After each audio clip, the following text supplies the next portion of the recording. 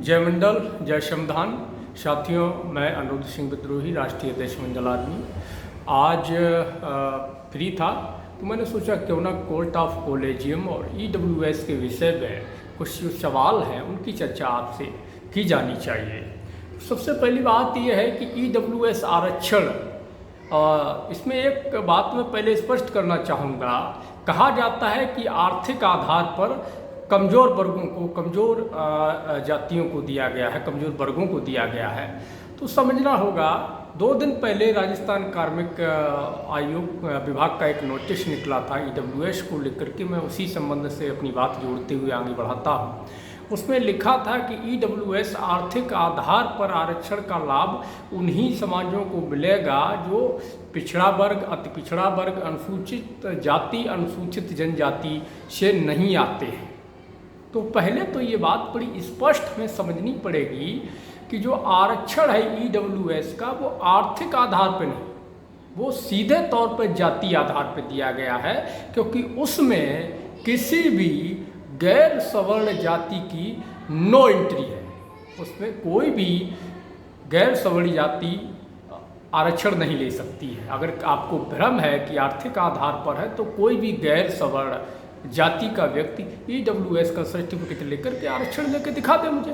पहली बात। दूसरी बात यह है कि जब से ईडब्ल्यूएस आरक्षण आया है, तब से लगातार ओबीसी आरक्षण जो है, ओबीसी की सीटें हैं, किसी भी वैकेंसी में आप उठा करके देखेंगे उनको जीरो किया जा रहा है, कम किया जा रहा है।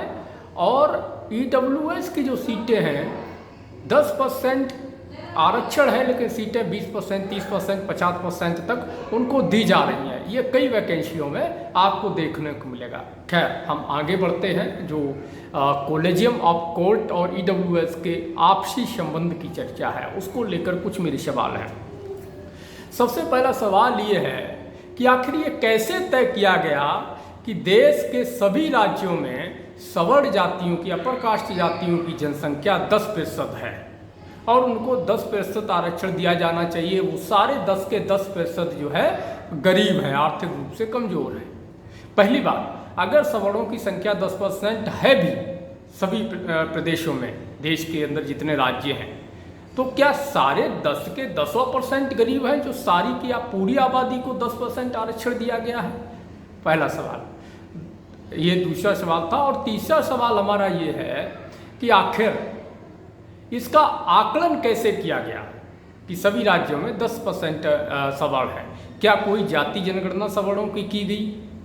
क्या कोई आंकड़े जुटाए गए? जनगणना की गई तो कब की गई, किसके द्वारा की गई, किस सरकार ने करवाई, किस संस्था ने करवाई, कब हुई? जनगणना हुई तो उसके आंकड़े सार्वजनिक क्यों नहीं किए गए? अगर सरकार के पास, सुप्रीम कोर्ट के पास आंकड़े हैं तो आंकड़े जनता के सामने क्यों नहीं रखे गए? आखिर इतनी बड़ी बात देश से क्यों छुपाई गई? तो कुछ सवाल हमें समझने पड़ेंगे। आखिर कुछ सवाल जो हैं वो हमें समझने पड़ेंगे।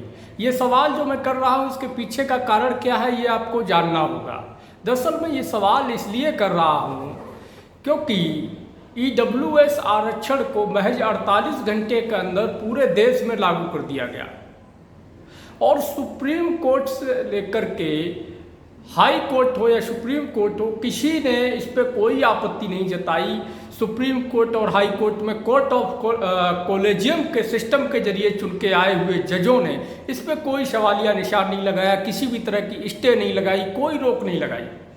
जबकि वहीं पर मध्य प्रदेश में अगर ओबीसी आरक्षण 27% बढ़ाना हो, छत्तीसगढ़ में बढ़ाना हो, झारखंड में बढ़ाना हो या अन्य जगह बढ़ाना हो या मराठा आरक्षण लागू करना हो, तो वहाँ पर उसमें तुरंत जो है सुप्रीम कोर्ट और हाई कोर्ट रोक लगा देता है और कहता है कि आंकड़े नहीं हैं। तो ये जो सवाल है, ये सवाल सीधे तौर पर केंद्र सरकार के साथ साथ में स्पष्ट रूप से सुप्रीम कोर्ट, जो कॉलेजियम ऑफ सुप्रीम कोर्ट है, उससे है। वो ये स्पष्ट करे कि उसके पास आंकड़े कहाँ से आए, आखिर उसने इस पर रोक क्यों नहीं लगाई। सुप्रीम कोर्ट को कैसे ये पता चल गया कि 10% सवर्ण इस देश में रहते हैं और वो 10 के 10% गरीब हैं, उनको 10% ईडब्ल्यूएस आरक्षण की जरूरत है, जबकि वहीं देश की 60% से अधिक आबादी ओबीसी, जिसके जनगणना के अनुसार 1932 की जनगणना और मंडल आयोग की रिपोर्ट के अनुसार 54% है। और पिछले साल मध्य प्रदेश सरकार ने 2011 के आंकड़े जारी किए, जिसमें स्पष्ट है कि मध्य प्रदेश में 51% ओबीसी दर्शाया गया है। 5 से 7% सवर्णों की संख्या है। उसके बावजूद भी मध्य प्रदेश के अंदर 14% से बढ़ाकर के 27% ओबीसी आरक्षण नहीं किया गया है। तो ये सुप्रीम कोर्ट में बैठे हुए कॉलेजियम से आए हुए जजों से सवाल है, वो ये बताएं कि उनको कैसे पता चला इस बात का, किसने उनको आंकड़े दिए, अगर आंकड़े दिए तो उन्होंने सामने क्यों नहीं रखे। मान लेते हैं कि नेता है, सरकार है, वो समाज के साथ, देश के साथ धोखा करते ही करते हैं, लेकिन सुप्रीम कोर्ट में बैठे हुए जजों को कौन सा वोट चाहिए था जिसके कारण उन्होंने वो आंकड़े सार्वजनिक नहीं किए। बगैर आंकड़ों के किस आधार पर उन्होंने इसको मान्य किया, कोई संज्ञान क्यों नहीं लिया। जबकि मध्य प्रदेश में 14% का मामला है, 27% करना होता तुरंत रोक लग जाती है। झारखंड में अगर 27% करना होता रोक लग जाती है। छत्तीसगढ़ में 27% करना होता रोक लग जाती है। वही राजस्थान में भी 21% ओबीसी आरक्षण लागू है। अगर हम बात करें कि देश में कहाँ कहाँ कितना ओबीसी आरक्षण लागू है, कुछ उदाहरण मैं आपको दे देता हूँ, आपके समक्ष रख देता हूँ। अरुणाचल प्रदेश में सरकार कहती है कि नहीं ओबीसी है ही नहीं। किस आधार पर सरकार कह रही है ओबीसी नहीं है? कब गिनती हुई अरुणाचल प्रदेश में ओबीसी की, ये सरकार स्पष्ट करे। बिहार में कोटा लागू है 30% ओबीसी का। छत्तीसगढ़ में 14% ओबीसी है। और अगर हम बात करें हिमाचल प्रदेश की, तो हिमाचल प्रदेश में 12% आरक्षण ओबीसी का मात्र लागू है। झारखंड में 14% है। मध्य प्रदेश में 14% है। जम्मू कश्मीर की अगर बात करें तो जम्मू कश्मीर में कुल मिलाकर के 20% सीधी भर्तियों में आरक्षण लागू है। और वहीं पर महाराष्ट्र की बात करें तो महाराष्ट्र में केवल 19% ओबीसी आरक्षण लागू है। मणिपुर में 17% है। मेघालय में कहते हैं कि ओबीसी है ही नहीं। मिजोरम में कहते हैं ओबीसी नहीं। नागालैंड में कहते हैं ओबीसी नहीं है। किस आधार पर कहते हैं? पंजाब में मात्र 12% सीधी भर्तियों में, सरकारी भर्तियों में आरक्षण है और शैक्षणिक संस्थानों में मात्र 5% ओबीसी आरक्षण लागू है पंजाब के अंदर। वहीं सिक्किम में सीधी राज्य की भर्तियों में मात्र 21% ओबीसी आरक्षण लागू है। त्रिपुरा में कहते हैं ओबीसी नहीं है। उत्तराखंड में मात्र 14% ओबीसी आरक्षण है। पश्चिम बंगाल में मात्र 17% ओबीसी आरक्षण है। चंडीगढ़ में 27 है। दादरा और नगर हवेली में मात्र 5% है। लक्षद्वीप में ओबीसी नहीं है। तो इस तरीके से आप सोचिएगा कि देश के कई राज्यों में तो सरकार ये कहती है कि ओबीसी वहां रहता ही नहीं है। कौन लोग वहां पर रहते हैं भाई? कहां से आए हैं वो लोग? ऐसा क्या है वहां पर जो पिछड़ी जातियों के लोग नहीं रहते? फिर हम वही वापस आते हैं कोर्ट ऑफ कॉलेजियम के जजों के पास में। वो इस बात को स्पष्ट करें कि उनके पास आंकड़े कहां से आए और उन आंकड़ों को देश के सामने रखें कि इन आंकड़ों, इन तथ्यों के आधार पर हमने जो 10% ईडब्ल्यूएस को लागू होने दिया है। दूसरी बात, कोर्ट में आज से ईडब्ल्यूएस के खिलाफ सुनवाई सुप्रीम कोर्ट में शुरू हो गई है। तो मैं आप सभी से एक आग्रह करूंगा कि इस सुनवाई पर कड़ी से कड़ी नज़र रखें। निश्चित तौर पर कोर्ट ऑफ कॉलेजियम के तहत आए हुए जज किसी भी हालात में ईडब्ल्यूएस के खिलाफ नहीं जाएंगे। इसमें एक महत्वपूर्ण पॉइंट ये और है कि 8 लाख सालाना 66,000 करीब महीना कमाने वाला सवर्ण गरीब होता है और वहीं 35, 40, 50 हज़ार, 55 हज़ार महीना यानी कि 4 से 5 लाख, 6 लाख कमाने वाला ओबीसी जो होता है वो अमीर होता है। अगर ओबीसी 4 लाख, 5 लाख, 6 लाख सालाना कमाता है तो उसको ओबीसी आरक्षण का लाभ कतई नहीं मिलेगा क्योंकि वो बहुत ज़्यादा अमीर है।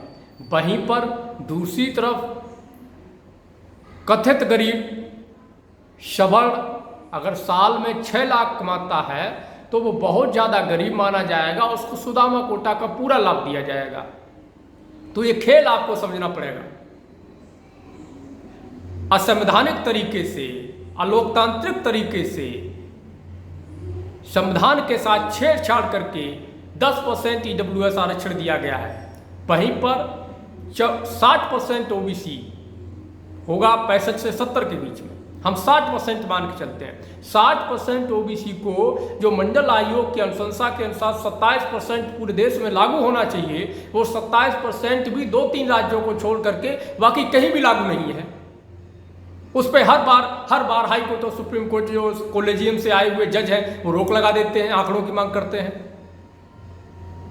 जब आपको ओबीसी आरक्षण को लागू करने के लिए आंकड़ा चाहिए तो ईडब्ल्यूएस के आरक्षण को लागू करने के लिए आंकड़ा क्यों नहीं चाहिए? कहां से आया आपके पास आंकड़ा? कैसे आपने उसको लागू कर दिया? ये सवाल है कोर्ट ऑफ कॉलेजियम से, वहां बैठे हुए जातवादी जजों से।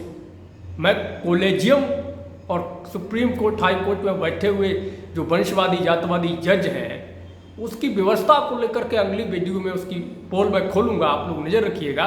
फिलहाल इसमें मैं यही बातें जोड़ता हूँ कि इन सवालों के जवाब इनको देने होंगे और हमारे लोगों को सवाल खड़े करने होंगे।